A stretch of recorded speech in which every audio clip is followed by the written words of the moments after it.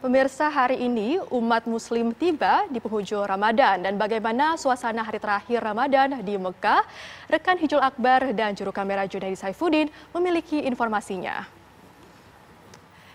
Hijul, bagaimana situasi di Mekah saat ini di sana? Silakan dengan laporan Anda.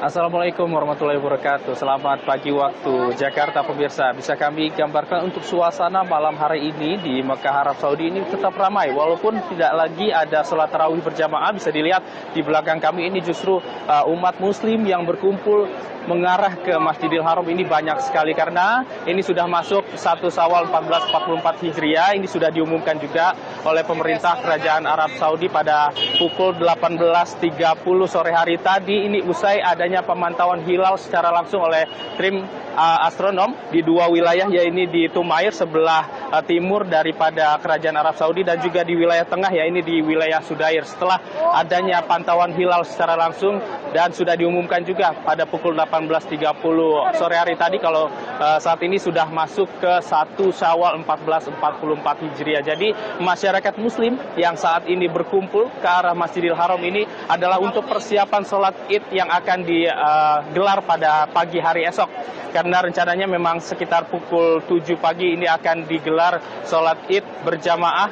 di Masjidil Haram. Dan memang untuk situasinya ini ada jutaan umat muslim yang datang ke Masjidil Haram sejak 10 hari terakhir. Informasinya lebih dari 8 juta orang saat ini berkumpul di Tanah Haram Mekah Arab Saudi untuk melaksanakan peribadatan di sini. Jadi dengan kapasitas 3,5 juta yang ada di Masjidil Haram ini artinya mereka saat ini sudah mengarah ke Masjidil Haram ini saat ini sedang berlomba untuk mendapatkan saf di dalam wilayah Masjidil Haram ataupun di wilayah pelataran. Sejak saat ini masih pukul 23.00 pemirsa. Jadi mereka ini sudah bersiap untuk melaksanakan sholat Id yang bahkan masih lama akan dimulainya. Nah, kami juga mendapatkan tips beberapa dari jamaah dari Indonesia. Ini tadi mengatakan bahwa mereka akan mengarah ke Masjidil Haram ini pukul 2 dini hari. Jadi memang harus lebih dini untuk mempersiapkan diri, mendapatkan saf-saf di dalam Masjidil Haram untuk pelaksanaan sholat Id. Sementara kami juga memantau di Jalan Ibrahim yang berada di sisi selatan Masjidil Haram ini sudah ada penambahan toa-toa atau audio-audio tambahan ini bagi mereka yang nantinya tidak mendapatkan saf di dalam pelataran masjid. Mereka akan sholat di jalan-jalan yang berada di Jalan Ibrahim sebelah selatan daripada Masjidil Haram. Nah, ini kalau kami pantau, ini penambahan audio atau dari toa-toa yang dipasang di beberapa titik di jalan ini hingga mencapai 1 km ke arah selatan ke arah distrik Bismillah. Jadi ini cukup panjang, pemirsa, bisa menampung jutaan umat juga di sini. Sementara di jalan lainnya ini di sisi sebelah tenggara juga ada Jalan Ajiat di sana juga sudah dipasangkan beberapa audio tambahan juga untuk nantinya sholat Id berjamaah di jalan-jalan di sekitar Masjidil Haram. Kami kembalikan, Yasmin. Baik. Hijul, Anda kan di sini sudah 1 bulan di Tanah Suci. Ini apa kesan dan pengalaman yang bisa Anda dapatkan selama sebulan ini? Ya, Rendra, ini sangat luar biasa. Ini merupakan pengalaman yang tidak pernah kami alami sebelumnya. Kami mendapatkan kesempatan untuk beribadah di Tanah Haram, khususnya di Mekah ini sejak tanggal 1 Ramadan. Jadi sudah 29 hari juga kami menjalani ibadah di Masjidil Haram. Ini sungguh pengalaman yang belum pernah kami alami, pengalaman luar biasa, pengalaman spiritual tentunya, karena kami belum pernah beribadah Ramadan di Mekah, karena berbeda sekali dengan yang di Indonesia kemarin kami alami. Karena kalau biasanya kami mengalami bulan puasa atau bulan suci Ramadan di Indonesia, ini berbeda sekali atmosfernya, karena di sini itu umat muslim dunia ini sama-sama berkumpul untuk berlomba-lomba melakukan kebaikan seperti itu. Bahkan kalau kami pantau hingga saat ini justru umat muslim dunia ini semakin banyak yang berkumpul di Masjidil Haram, bahkan sudah memasuki bulan Syawal 1444 Hijriah. Kami kembalikan ke Anda. Baik, terima kasih Hijul Akbar melaporkan langsung dari Mekah Arab Saudi. Selamat bertugas kembali. Dan pemirsa, laporan langsung dari Tanah Suci ini terselenggara berkat kerjasama TV One dengan Amfuri.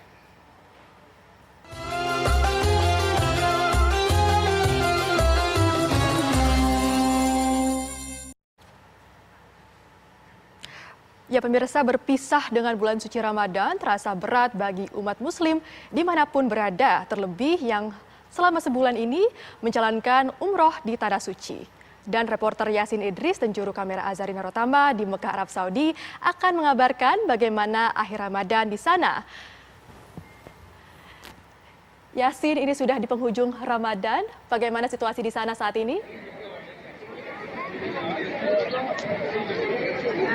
Ya, saat ini tadi setelah usai ibadah sholat isya, suasana sampai dengan saat ini masih ramai, baik itu jemaah yang keluar dari Masjidil Haram menuju ke hotel, ataupun sebaliknya jemaah yang sudah bersiap untuk menjalankan ibadah sholat tahajud dan dilanjutkan nanti untuk ibadah sholat id, sebab mereka ini memang betul nanti takut tidak dapat tempat sehingga mereka sudah datang sejak malam hari ini. Namun tadi sepanjang jalan kami dari Yasin mau dengerin video ngomong apa? Usai sholat isya sampai menuju ke hotel, ini banyak sekali masyarakat Indonesia ini mempertanyakan, kok nggak ada suara takbiran ya? Kok nggak ada suara takbiran ya? Dan ternyata memang pengalaman dari jamaah-jamaah sebelumnya di sini memang tidak ada takbiran seperti di Indonesia seperti itu. Hanya saja di mall yang kami dengar dari jemaah juga itu masih ada dikumandangkan stiker dengan takbiran seperti itu. Tapi untuk dari Masjidil Haramnya sendiri betul-betul sunyi, tidak ada suara takbiran seperti halnya yang ada di Indonesia. Nah pemirsa, total kemungkinan besar ini ditaksir besok jamaah yang akan menjalankan ibadah sholat id di Masjidil Haram ini lebih dari 3,5 juta dalam satu momen, sehingga memang sudah banyak disiapkan masjid-masjid juga di sekitaran dari Masjidil Haram ini untuk menampung nantinya baik itu warga lokal maupun dari jemaah-jemaah yang datang dari berbagai negara. Bahkan nanti jalan-jalan ini juga sudah disiapkan untuk nantinya digunakan bagi para jemaah ini. Nah tadi pada kesempatan terakhir buka puasa kami juga menyempatkan diri untuk mencoba seperti itu buka puasa di depan Ka'bah, dan betul-betul situasinya ini sangat padat sekali. Bahkan untuk masuk ke lantai Ka'bah ini cukup sulit dikarenakan ternyata semua jamaah ini memanfaatkan momen terakhir bulan suci Ramadan di depan Ka'bah, kemudian sambil tentunya menyaksikan laser ataupun juga lampu kelap-kelip yang usai ibadah sholat maghrib ini muncul di tower Zam-Zam. Ini sudah menjadi kebudayaan atau sudah menjadi ciri khas seperti itu pada saat pergantian bulan dari Ramadan ke bulan Syawal, sehingga kemeriahan ini juga tentunya ditunggu oleh masyarakat baik itu lokal maupun jamaah. Nah mungkin kalau Anda lihat situasinya ini juga cukup banyak masyarakat yang juga masih merasa harus seperti itu dengan besok sudah hari ini maksudnya sudah masuk di 1 Syawal. Sementara itu Yasmin dan juga Rendra. Ya, Yasin, Anda sudah berada di sana selama 1 bulan. Lantas pengalaman spiritual apa yang Anda alami selama berada di Tanah Suci yang mungkin Anda bisa bagikan kepada kami di sini? Oh, tentunya sangat banyak ya. Yang pertama itu yang juga sangat menjadi cambuk seperti itu untuk diri pribadi adalah usai sholat fardu 5 waktu setiap harinya selalu ada sholat jenazah. Tentunya mengingatkan tidak hanya saya tapi semua umat bahwa memang kematian ini selalu mengincar kita, dan betapa banyaknya jemaah yang meninggal di sini kemudian dikuburkan di sini, dan ini tentu mengingatkan kita semua untuk selalu berbuat baik seperti itu.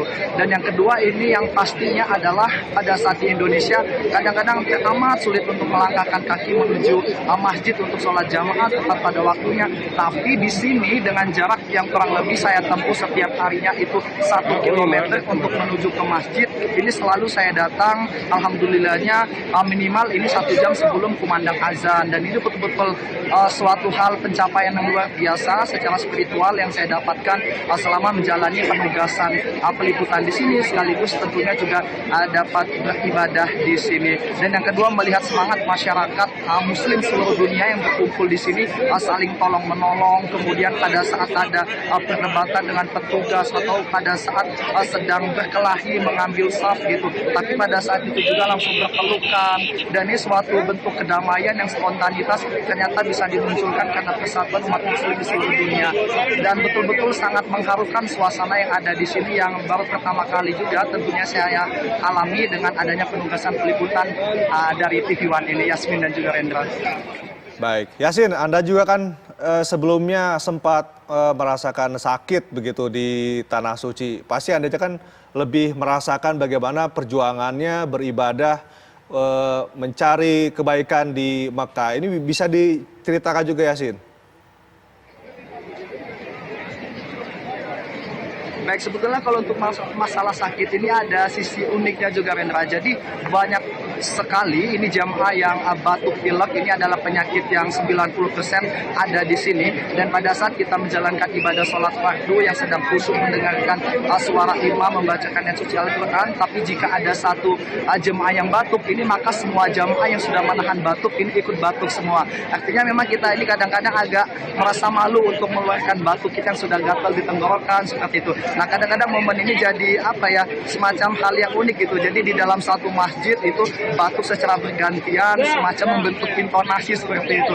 Ini keunikan yang ada di sini karena banyak sekali jamaah ini yang sakit. Kemudian yang lainnya adalah persoalan cuaca yang fluktuasinya ini cukup signifikan.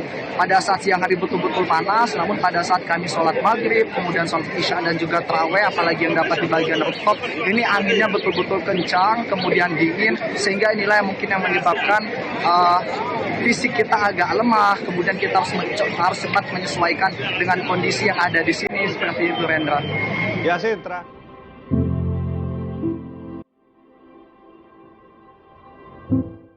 Vandigo Travel selalu siap memberikan paket-paket dengan harga ringan dan fasilitas menawan yang bertujuan agar nilai-nilai Islami dapat diimplementasikan di kehidupan sehari-hari untuk pembentukan karakter insan yang lebih baik. Insya Allah.